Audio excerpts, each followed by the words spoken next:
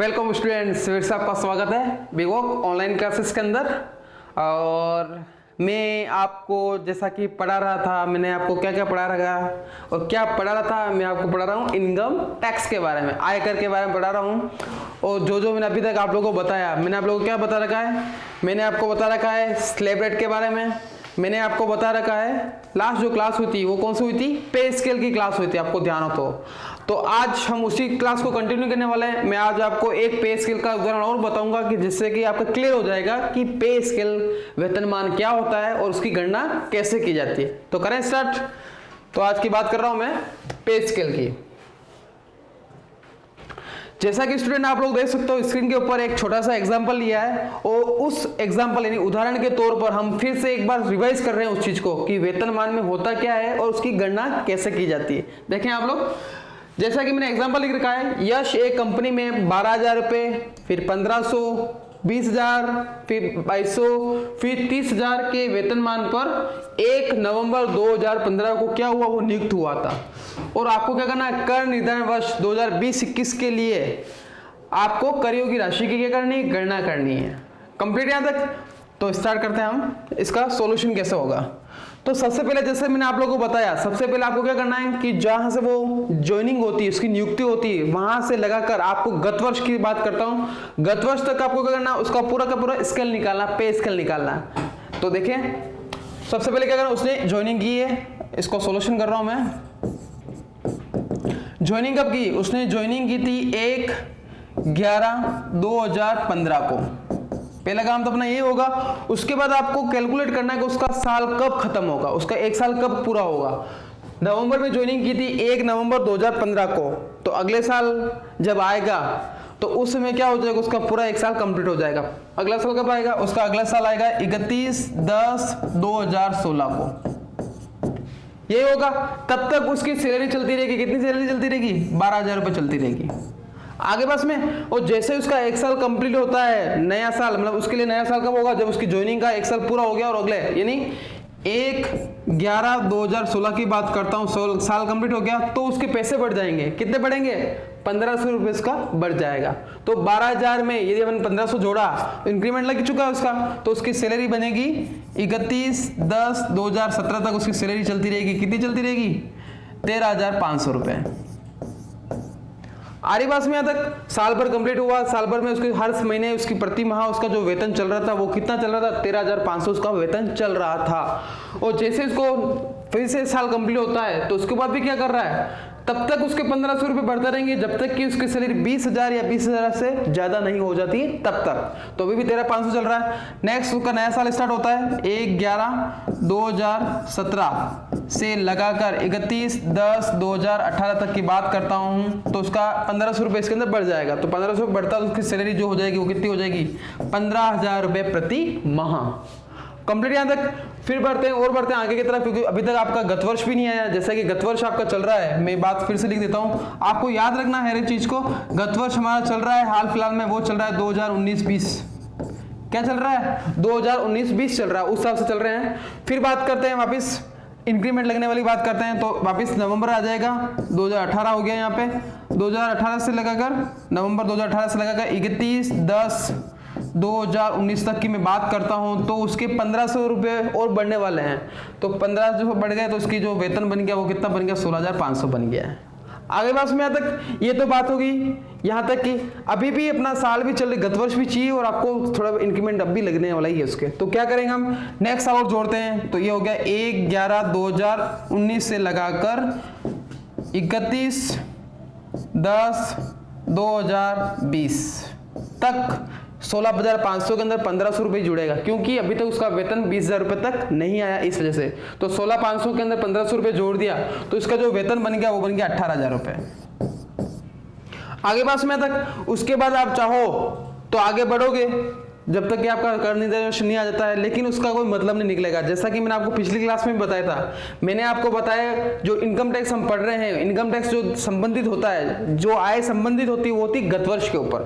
तो आपको गत वर्ष को देखते हुए हर एक चीज को सोल्यूशन करना है। तो मेरे गत वर्ष नॉर्मली यहाँ पे हो जाएगा, और उसका मैंने आप लोगों को ट्रिक बता रखा है। क्या ट्रिक बता रखा? आपको ज्यादा कुछ नहीं करना है, लास्ट जो 2 साल होंगे, क्योंकि मैंने यहाँ तक इस वजह से लिखा कि इसके आगे क्या है, कर निर्देश लगाते हैं। कर निर्देश से मतलब नहीं है, आपको जो टैक्स लगाना है वो गत वर्ष पे लगाना है। तो ट्रिक मैंने क्या बताया, लास्ट के जो 2 साल है उसमें आपको गत वर्ष मिल जाएगा। आपका लास्ट के जो 2 साल है उसमें आप लोगों को आपका क्या मिल जाएगा, गत वर्ष मिल जाएगा। जैसे कि हम इस एग्जाम्पल के तौर पर देखते हैं, आपका साल स्टार्ट हुआ 1 अप्रैल 2019 से, लगाकर समाप्त कब होगा, 31 मार्च 2020 तक को समाप्त हो जाएगा। तो आपको सबसे पहले क्या देखना है, आपको सबसे पहले ये देखना है कि आपका 1 अप्रैल 2019 कहाँ आ रहा है। तो आप लोग इसके अंदर देख सकते हो, 1 अप्रैल 2019 की बात करता हूं तो आपका 1 अप्रैल 2019 आ जाएगा। देखें आप, ये देखें आप यहाँ पे 2018, ये 2019, और 2019 कौन सा वाला, अक्टूबर वाला 2019 है। यानी कि आपका जो 1 अप्रैल 2019 आएगा वो यहाँ पर आ जाएगा, यहीं पे आ रहा है। और उसकी कैटेगरी क्या है, अमाउंट वाली, अमाउंट की कैटेगरी क्या है वो आपको देखनी पड़ेगी। तो 16,500 तो स्टार्टिंग हो गई, 16,500 है फर्स्ट कैटेगरी वाली। आई बस में आपको चाहिए 1 अप्रैल, तो 1 अप्रैल यहीं पे आ रहा है।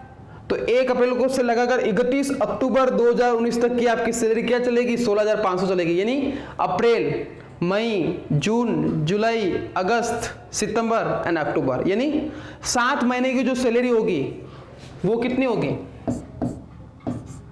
16,500 होगी। 7 महीने कैसा आया, आप लोगों को ये समझ में आ गया होगा। 16,500 क्यों लिखा मैंने, 16,500 इसलिए लिखा क्योंकि मेरा जो अप्रैल आ रहा है, वो अप्रैल जो बात करते हैं वो कौन सी श्रेणी में आ रहा है, इस श्रेणी में आ रहा है। तो इस वजह से 16,500 मैंने लिख दिया, क्योंकि इसकी 31 अक्टूबर 2019 तक उसकी सैलरी कितनी चल रही थी, 16,500 चल रही थी। अब 7 महीने कैसा है, मेरा साल हुआ 1 अप्रैल 2019 को स्टार्ट हुआ, यहाँ से अब अपन को मतलब नहीं, आपको गत वर्ष से मतलब है। अप्रैल से स्टार्ट हुआ तो अप्रैल से लगाकर उसके अक्टूबर तक की जो सैलरी चल रही थी वो कितनी चल रही थी, 16,500 रुपए चल रही थी। तो मैंने क्या किया, अक्टूबर से लगाकर अप्रैल से लगाकर अक्टूबर तक के मंथ गिन लिया कि महीने कितने हो रहे हैं। तो महीने हो रहे 7, तो 16,500 को मैं किससे मल्टीप्लाई कर दूंगा, 7 से मल्टीप्लाई कर दूंगा। अब बात करते हैं नेक्स्ट, अब बचते कितने महीने हैं, एक साल में 12 महीने होते हैं, 12 महीने से 7 महीने तक आ गया, बचे कितने, 5 महीने। तो यहाँ पे करूंगा 5। नेक्स्ट जो इंक्रीमेंट लगा उसके बाद की सैलरी कितनी लग रही है, उसके बाद की सैलरी कितनी आ रही है, 18,000 आ रही है। तो यहाँ पे मैं लिख दिया 18,000 रुपये। तो ये बात किसकी हो रही है, यहाँ पे गत वर्ष की बात हो रही है। क्लियर है यहाँ तक। फिर बात करते हैं, इसको मल्टीप्लाई करते हैं और जो भी राशि आएगी वो उस करयोगी राशि की बात हम कह सकते हैं, वो करयोगी राशि की आ गई है गत वर्ष की। तो ये तो हो गया, मल्टीप्लाई करेंगे और उसके बाद इसकी टोटल दोनों को आपको टोटल इस वजह से करना है कि पूरे साल भर की इनकम आपको मिल जाएगी इस वजह से।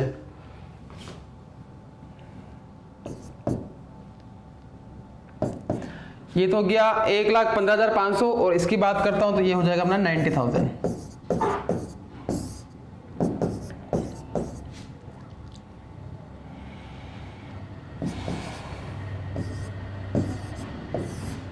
तो इसकी पूरी साल की जो इनकम हो रही है वो हो रही है 2,05,500 रुपए। कंप्लीट यहां तक कैलकुलेशन समझ में आ गई होगा आप लोगों को, इसको मैंने कैसे सोल्व आउट किया है। तो पे स्केल का मतलब ही कि उसका वेतनमान होता है, और वेतनमान जो डिपेंड करता है, जैसे कि मैंने आपको पिछली क्लास के अंदर भी बताया था, वेतनमान का मतलब क्या होता है, ये जो वेतनमान होता है वो ये वेतनमान कहलाता है। वेतनमान में आपको केवल ये देखना है कि उसकी जो सैलरी का जो इंक्रीमेंट होता है वो कब तक हो रहा है। जैसे कि हर साल आप इस क्वेश्चन के हिसाब से देखोगे तो हर साल कितने रुपए बढ़ेगा, उसका 1,500 रुपए बढ़ेगा। कब तक बढ़ेगा, जब तक कि उसकी सैलरी कितनी नहीं हो जाती, 20,000 रुपए या 20,000 रुपए से ज्यादा नहीं हो जाती, तब तक 1,500 रुपए बढ़ेगा।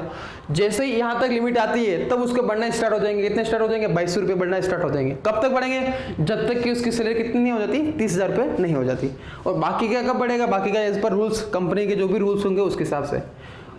वहां तक देखने के बाद आपको फिर क्या करना है, आपको स्टार्ट करना है यहाँ से, जब से उसकी ज्वाइनिंग हुई है, नियुक्ति हुई है, तब से मैंने देखो कैलकुलेशन देखो आप लोग।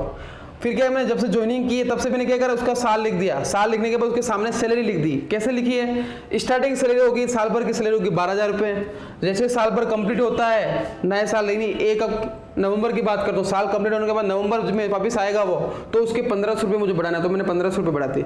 कब तक बढ़ाया मैंने? जब तक कि नेक्स्ट ईयर उसका कंप्लीट नहीं होता। जैसे उसका नेक्स्ट ईयर कंप्लीट होता है तो 1500 रुपये और बढ़ा दिया। वैसे करते हुए मैंने पूरी कैलकुलेशन करी, कब तक आया? जब तक कि मेरा गत वर्ष नहीं आ जाता तब तक। उसके बाद क्या किया? उसके बाद मैंने चेक किया कि मेरा गत वर्ष का जो पहला महीना है वो कहाँ आ रहा है। गत वर्ष का पहला महीना होता है 1 अप्रैल 2019, वो कहाँ आ रहा है? तो मैंने इस चीज को देखा, तो 2019 की ये आ गई। तो यहाँ पर भी क्या होगा, यहाँ अक्टूबर तक की बात हो रही है, मेरे को स्टार्ट करना है अप्रैल से, तो अप्रैल से लगाकर अक्टूबर तक की सैलरी हो रही 16,500, तो 16,500 लिखा है यहाँ पे, मल्टीप्लाई महीने गिने 7, और वैसे जो बच्चे उसमें कितना में आ गया, 18,000 का वाला अमाउंट आ गया। दोनों को टोटल की और उसके बाद मेरी जो क्या हो गई, ये राशि आ गई, यहाँ पे करियो की राशि आ गई। कंप्लीट स्टूडेंट तक यहाँ तक तो बात होगी किसकी, पे स्केल की बात करते हैं, जो कि मैंने आपको पिछली क्लास में बताया था। तो और आज की बात करता हूँ मैं, आज भी वापस इंटरेस्टिंग चीज, जैसा कि मैं आपको हमेशा से बोलते ही आ रहा हूँ, इनकम टैक्स इंटरेस्टिंग है, आई फॉर इंटरेस्टिंग और आई फॉर इनकम टैक्स।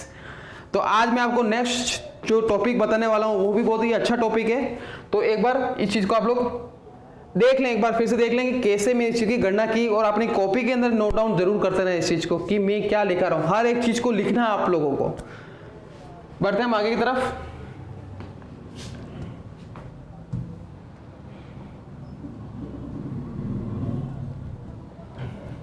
आज मैं आपको बताऊंगा, आप लोगों ने नाम सुना होगा अर्जित अवकाश वेतन के बारे में। अर्जित अवकाश वेतन सुना है? इसके बारे में भी सुना है? Leave cash. अब लीव कैश क्या होता है? लीव कैश बोल सकते हैं, आप लोगों ने सुना होगा कि कुछ बड़ी बड़ी कंपनियां होती है, वैसे छोटी कंपनी की बात भी करते हैं या शॉपकीपर की बात भी करते हैं। वो कंपनी क्या करती है, या फिर जो शॉपकीपर जो भी होता है वो क्या, तो अपने जो एम्प्लॉय होते हैं, जो कर्मचारी होते हैं, उनको क्या करते हैं, वो ये बोलते हैं कि चल ठीक है यार, नौकरी ज्वाइन कर रहे हैं, स्टार्टिंग में तो कुछ नहीं होता, लेकिन कुछ टाइम बाद क्या होता है, वो क्या बोलता है, तेरे को हर महीने की 1 छुट्टी अलाउ है। क्या है? हर महीने की छुट्टी के अलाउ है। इसका मतलब क्या होगा, यदि वो महीने में 1 छुट्टी, एक आध कभी छुट्टी ले लेता तो उसका पैसा नहीं कटेगा। साल की छुट्टी, अब इसको कैलकुलेशन किससे करेंगे, बस साल से करेंगे, क्योंकि मैंने जैसे कि बताया इनकम टैक्स जो होता है वो साल भर के हिसाब से स्टार्ट होता है। तो उस केस में उसकी कैलकुलेशन कैसे करें,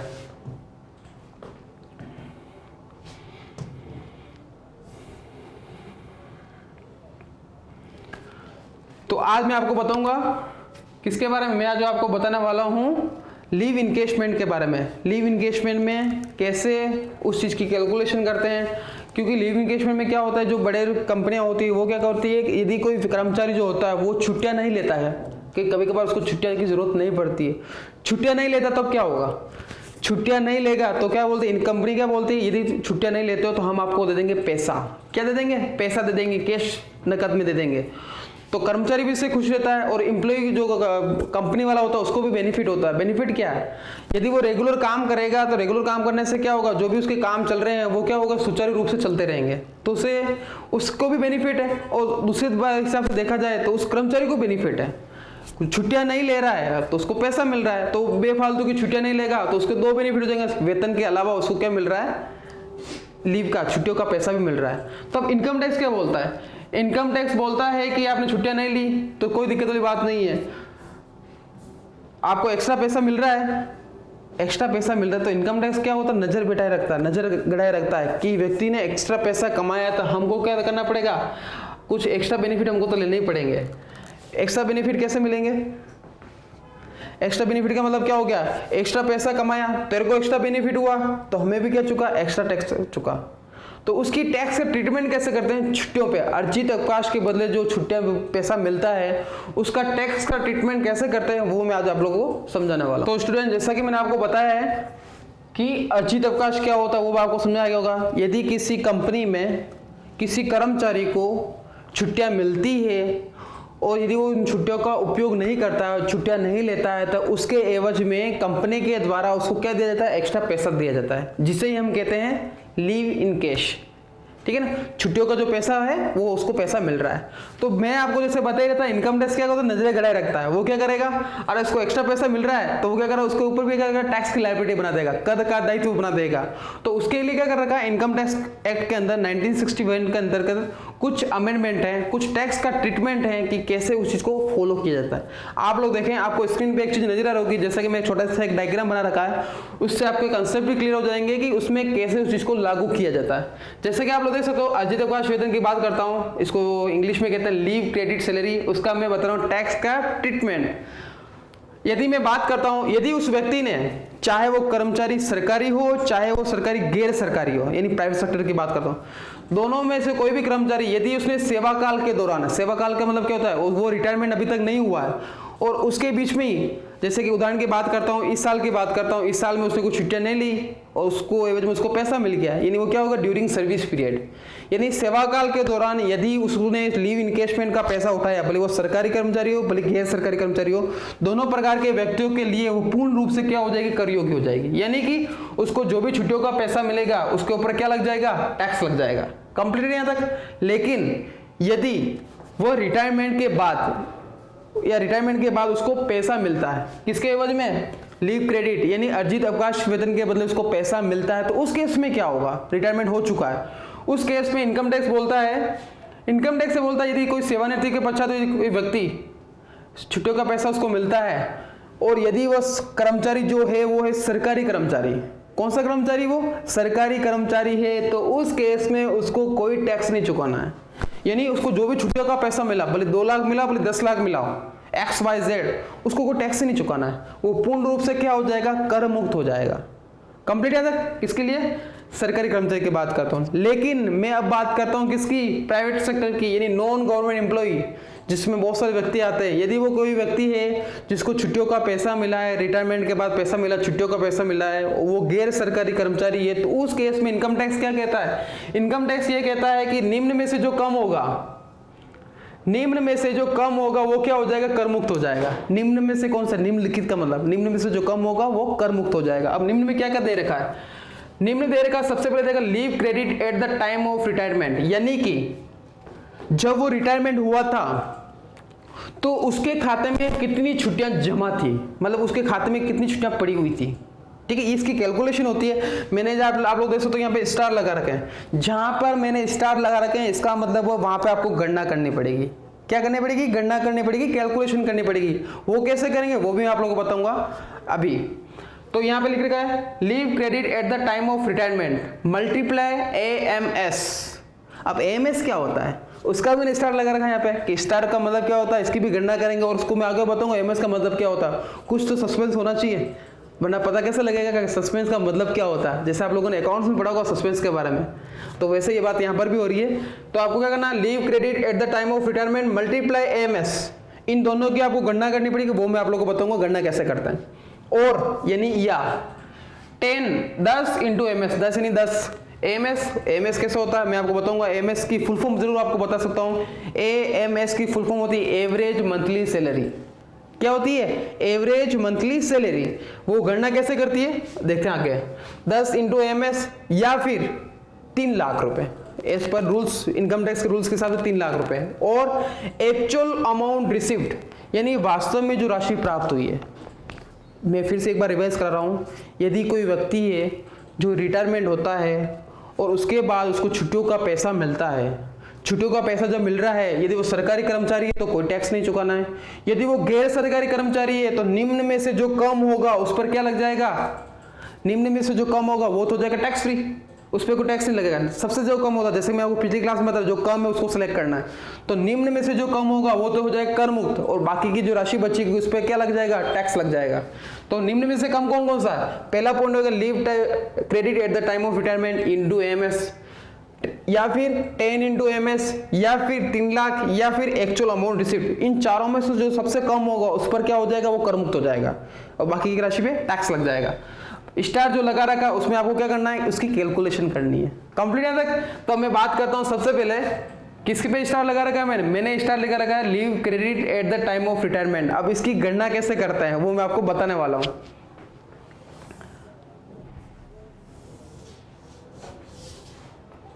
मैं आपको बता रहा हूं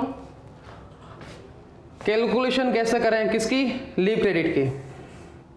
तो आप लोग स्क्रीन पे देख सकते हो, आपको नजर आ रहा होगा मैंने एक छोटा सा डायग्राम भी बना रखा है, उसी डायग्राम को आपको फॉलो करना है और उससे आपको पता लग जाएगा क्रेडिट छुट्टियां जो होती है, छुट्टियां जो क्रेडिट है उसकी गणना कैसे करते हैं हम। तो आप लोग देखो यहाँ पे, सबसे पहले मैं यहाँ पे लिख रखा है लीव एंटायर्ड एज पर इनकम टैक्स रूल्स। आयकर अधिनियम के अंतर्गत जो भी अवकाश स्वीकृत होते हैं वो आपको यहाँ पे लिखना है। ये कैसे लिखते हैं, आपको एक चीज अपनी कॉपी के अंदर नोट जरूर कर लें आप लोग। इनकम टैक्स जो होता है, इनकम टैक्स एक्ट जो 1961 है, वह ये कहता है कि कोई भी कर्मचारी हो, ठीक है ना, अभी हाल फिलहाल हम बात कर रहे हैं गैर सरकारी की बात करते हैं, तो इनकम टैक्स के अनुसार प्रति वर्ष 1 माह का जो होता है अवकाश वो क्या होता है, स्वीकृत होता है। यानी 1 माह तक का जो भी अवकाश होगा उसको स्वीकार वो कर देगा। साल का 1 का 1 महीने का अवकाश क्या होता है, स्वीकृत होता है। मैं आपको जब एग्जांपल बताऊंगा तो आपको क्लियर हो जाएगी कि इसमें मैं क्या कहना चाहता हूं आप लोगों को। तो क्या करना है, लीव एंटायर्ड एज पर इनकम टैक्स रूल्स। आपको सबसे पहले चलना है आईटीआर के हिसाब चलना है, इनकम टैक्स रूल्स के हिसाब से उसको अधिकतम अवकाश कितने मिल रहे थे। जैसा कि मैंने आपको बताया इनकम टैक्स के हिसाब से साल का 1 महीने का उसने क्या कर रहा है, उसको अवकाश मिलता है इनकम टैक्स के हिसाब से। यदि उसने 15 साल नौकरी की है तो 15 को गुणा कर देंगे 1 से, तो उसकी जो छुट्टियों का जो महीने हो जाएंगे वो कितने हो जाएंगे, 15 महीने आ जाएंगे। अरे बस में 20 साल नौकरी तो 20 को मल्टीप्लाई कर देंगे 1 से मल्टीप्लाई क्यों कर रहे हैं, साल का 1 महीने का वेतन जो होता है, जो छुट्टियां होती है वो क्या होती है, स्वीकृत होती है इनकम टैक्स के हिसाब से।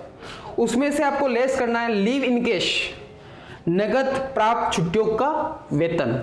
इसका मतलब क्या होता है, अब कभी कभार कर्मचारी क्या होता है उसको पैसे की जरूरत होती है, या फिर क्या होता है वो सोचता नहीं यार मुझे महीने जो भी छुट्टियां मिल रही है छुट्टियों का पैसा मुझे लास्ट में जब रिटायरमेंट होगा तब तो मुझे मिल जाएगा। लेकिन कोई कर्मचारी क्या होता है उसको कोई आवश्यकता पड़ गई, उस आवश्यकता के दौर में वो क्या करता है, जो जमा छुट्टियां होती है, जो छुट्टियां को उसने छुट्टियां ली नहीं उसका जो पैसा मिला वो क्या बोला, साहब को क्या बोलेगा, साहब मेरे साल की 4 महीने की छुट्टियां जमा हो गई है, तो आप एक काम करो ना, मैं मान लो उसने 20-15 साल नौकरी कर ली, 5 साल की नौकरी और है, 15 साल नौकरी की और 15 साल में के हिसाब से देखा जाए तो उदाहरण के लिए उसके 15 महीने की छुट्टियां हो रही थी, 15 साल की 15 महीने की छुट्टियां हो रही थी। उस वजह से उसने क्या बोला, सर 3 महीने की छुट्टियों का पैसा मुझे दे दो, मुझे पैसे की जरूरत है, ठीक है। तो वो कहलाता है एक प्रकार से लीव इन कैश, यानी नकद में छुट्टियों का उसने वेतन क्या कर लिया, प्राप्त कर लिया, उसको इसमें से लेस करते हैं। और दूसरा लीव कंज्यूम्ड, लीव कंज्यूम का मतलब क्या होता है, हो सकता है उसमें से छुट्टियां भी ली हो उसने, ऐसा नहीं कि उसने एक भी छुट्टी नहीं ली हो, तो जितनी छुट्टियां उसने ली है उसको उसमें से लेस कर दिया जाएगा। किसमें से, इसके अंदर से। तो इसमें से इन दोनों को लेस करने के बाद जो अमाउंट आता है, जो मंथ आते हैं वो कहलाता है leave credit at the time of retirement, यानी कितने महीने की छुट्टियां उसकी जमा थी, कंप्लीट। मैंने वापस यहाँ पे स्टार लगा रखा, देखा आप लोग, स्टार का मतलब क्या होता है, मान लो कि कभी कभार ये चीज हमें नहीं दे रखी होती क्वेश्चन के अंदर, वो आपको निकालनी पड़ेगी। वो कैसे निकालते हैं, तो उसके लिए भी मैंने क्या कर रखा, नीचे की तरफ देखें आप लोग, एक चीज और कैलकुलेशन के साथ दे रखी है। यदि लीव कंज्यूम नहीं दे रखा होगा तो क्या करेंगे, देखो आप उपभोग की गई छुट्टियां, यदि मान लो ये नहीं दे रखा हो, स्टार लगा रखा, यदि ये नहीं दे रखा तो आपको ये काम करना पड़ेगा। ये काम कैसे करते हैं, तो उसका मैंने फॉर्मेट बता रखा, हर चीज का रूल्स होता है। ये आपको चीज समझ में आ गई है तो क्वेश्चन आराम से सोल्व आउट होंगे। तो इसी क्वेश्चन में क्या दे रखा, ये जो चला था वो चला था आईटीआर के हिसाब से, इनकम टैक्स रूल्स के हिसाब से चला था। अब मैं बात करता हूँ लीव कंज्यूम्ड, उसने कितनी छुट्टियां उपभोग की, कितनी छुट्टियों का उपयोग लिया है, तो उसके लिए फॉर्मेट है। सबसे पहले क्या लिखना है आपको, लीव एंटायर्ड एज पर सर्विस या कंपनी रूल्स के हिसाब से, कंपनी रूल्स के हिसाब से, सर्विस रूल्स के हिसाब से, जहां वो नौकरी कर रहा है उसके हिसाब से उसको छुट्टियां कितनी मिल रही है। जैसे कि मैं बात करता हूं, एक छोटा सा एग्जांपल लेता हूं इसके तो, मान लो कि कोई व्यक्ति है जो किसी कंपनी में नौकरी कर रहा है, उसको कंपनी का जो बॉस होता है, कंपनी का जो नियम है उसके अनुसार उसको साल की 1.5 महीने की छुट्टी क्या अलाउ है, कितनी, साल की 1.5 महीने की छुट्टी अलाउ है। और मान लो कि उसने 10 साल क्या करी, उस चीज की नौकरी की, उस कंपनी में नौकरी की, तो 1.5 को अपन किससे मल्टीप्लाई कर देंगे, 10 से मल्टीप्लाई कर देंगे। इनकम टैक्स तो क्या बोलता है, साल की 1 महीने की, और यहाँ पर क्या होता है, सर्विस रूल्स के हिसाब से। और मैं आपको एग्जाम्पल में क्या बता रहा हूँ, सर्विस रूल्स के हिसाब से उसको 1.5 महीने की छुट्टी क्या अलाउ होती है। तो 1.5 महीने का मतलब क्या होगा, 10 × 1.5 कितना हो गया, वो 15। तो यहाँ पे क्या आ जाएगा, वो उस चीज का आ जाएगा। तो ये होगा service rules less leave in case, जो यहाँ पे लेस किया वो यहाँ पे लेस करना है, कोई चेंज नहीं करना अपने को, ऊपर वाला नीचे वाला सेम हो जाएगा, लीव इन केस दोनों सेम ही रहेंगे। उसके बाद दूसरा पॉइंट बोल रहा है leave credit at the time of retirement as per service या कंपनी रूल्स, कंपनी या सर्विस रूल्स के हिसाब से उसकी छुट्टियां कितनी जमा थी। देखो ये जो छुट्टियां जो आ रही है वो इनकम टैक्स के हिसाब से आ रही है, क्योंकि हम बात कर रहे हैं इनकम टैक्स की। ये जो छुट्टियां जो जमा आ रही है वो किसके हिसाब से आ रही है, कंपनी के हिसाब से आ रही है। तो आपको कंपनी को भी देखना है और साथ ही साथ जो लास्ट जो अपना काम है, टारगेट जो है वो इनकम टैक्स है। तो सबसे पहले आपको क्या करना है, कंपनी रूल्स के हिसाब से निकाल दो। उसके बाद हम किसकी बात करेंगे, इसकी बात करते हैं। कंप्लीट तक तो जो छुट्टियां जमा थी तो इन दोनों को इसमें से घटा देंगे तो अपना क्या आ जाएगा, लीव कंज्यूम आ जाएगा, और लीव कंज्यूम को फिट कर देंगे यहाँ पे। आगे बस एक क्वेश्चन से आपको कंसेप्ट भी क्लियर हो जाएगा कि मैं कहना क्या चाहता हूँ इसमें। ये तो बात हो गई लीव क्रेडिट सेल की, बात करते हैं अपन। लीव क्रेडिट के बारे में आप लोगों को बता दिया, साथ ही साथ मैंने आपको लीव कंज्यूम के बारे में आपको बता दिया। अब मैं बात करता हूँ नेक्स्ट जो टॉपिक में आपको बोल रहा था उसके बात करता हूँ। मैं आपको बात करने वाला हूँ अब किसकी, कैलकुलेशन ऑफ AMS, जिसको कहते हैं एवरेज मंथली सैलरी। आप लोग देख सकते हो यहाँ पे मैंने लिखा है, इसकी फुल फॉर्म भी लिख दी एवरेज मंथली सैलरी, साथ ही साथ इसकी मैंने परिभाषा भी लिख रखी। परिभाषा में मैंने क्या लिख रखा, सेवानिवृत्ति के पूर्व का 10 माह का वेतन औसत मासिक वेतन कहलाता है। जब वो रिटायरमेंट होता है, उस रिटायरमेंट को जब होगा, वो कोई भी तारीख हो सकती है, उससे ठीक 10 महीने पहले, ठीक 10 महीने पहले उसको वेतन कितना मिल रहा था, उस वेतन का आपको करना है औसत निकालना है। अब उस वेतन में क्या क्या सम्मिलित है, वैसे मैंने आपको क्लियर कर कहा वेतन में क्या क्या सम्मिलित है। उसमें सम्मिलित है बेसिक सैलरी, मूल वेतन, plus dearness allowance as per rules, महंगाई भत्ता। आपको पता है हर एक कर्मचारी को जो होता है, सरकारी कर्मचारी होते हैं या फिर बड़ी कंपनी में जो कर्मचारी होते हैं उनको डीए मिलता है, तो महंगाई भत्ता होता है वो नियमानुसार कुछ रूल्स है। तो जैसे कि 10% डीए मिल रहा है तो 5% सेवा शर्तों के अनुसार तो आपको 5% नहीं जोड़ना, 10% नहीं जोड़ना। प्लस कमीशन और सेल, मान लो कोई विक्रय कर रहा है, वो सेल कर रहा है, उस पर जो कमीशन मिलेगा, तो इन सबको मिलाकर उसको मल्टीप्लाई क्या करेंगे अपन, 10 से मल्टीप्लाई कर देंगे और भाग किसका दे देंगे, 10 का भाग दे देंगे। तो उसके बाद जो वेतन आता है वो वेतन कौन सा कहलाता है, एवरेज मंथली सैलरी कहलाता है। और उसका उपयोग कहाँ करेंगे, उसका उपयोग हम करेंगे किसके अंदर, जब हम टैक्स का ट्रीटमेंट करेंगे तब। कंप्लीट है ना। तो आपको करना क्या है, ये चीज हो गई, आप सबको नोट कर लोगे। अब स्टेप कहाँ से स्टार्ट करें, कैसे इस चीज को सोल्व आउट करें, तो मैं आपको छोटा सा एक ट्रिक बता रहा हूँ। आपको नीचे से चलना है। नीचे से मतलब क्या, मैंने सबसे पहले बताया उसको नहीं देखना, सबसे लास्ट में क्या बताया मैंने, सबसे पहले लास्ट में बताया AMS के बारे में। तो सबसे पहले हम गणना किसकी करेंगे, इसकी गणना करेंगे। उसके बाद गणना करेंगे हम लीव कंज्यूम की। किसकी गणना करेंगे हम, लीव कंज्यूम की गणना करेंगे। उसके बाद हम गणना किसकी करेंगे, लीव क्रेडिट की गणना करेंगे। पीछे से चल रहा हूं मैं। और उसके बाद हम क्या कर लेंगे, डायरेक्ट ये डेटा फिट हो जाएगा यहाँ पे कंप्लीट यहाँ तक। तो स्टूडेंट्स यहाँ तक तो आपको समझ में आ गया होगा थोड़ा थोड़ा, समथिंग समथिंग, एवरीथिंग बोलूंगा ही नहीं, और आपको नथिंग आपको नहीं बोलना है। मैं एवरीथिंग नहीं बोलूंगा और आपको नथिंग नहीं बोलना, आपको बोलना समथिंग। क्या करना है, समथिंग, यानी थोड़ा वो समझ में अब आ रहा है हमें, तो बार बार प्रैक्टिस करो तो वैसे समझ में आ जाएगा। तो मैं आपको आने वाली क्लास के अंदर आपको मैं बताने वाला हूँ क्या, मैं आपको आने वाली क्लास के अंदर बताने वाला इसका उदाहरण, इसका टैक्स हम करेंगे ट्रीटमेंट एक उदाहरण को लेते हुए, और आपको कंसेप्ट समझ में आ जाएगा कि सबसे पहले काम क्या करना है, उसके बाद क्या करना है, उसके बाद क्या करना है, और लास्ट में ये चीज आ जाएगी कंप्लीट है। तब तक आप लोग को इस अमेंडमेंट को, इस फॉर्मेट को देखें और याद करें उस चीज को। तब तक के लिए धन्यवाद।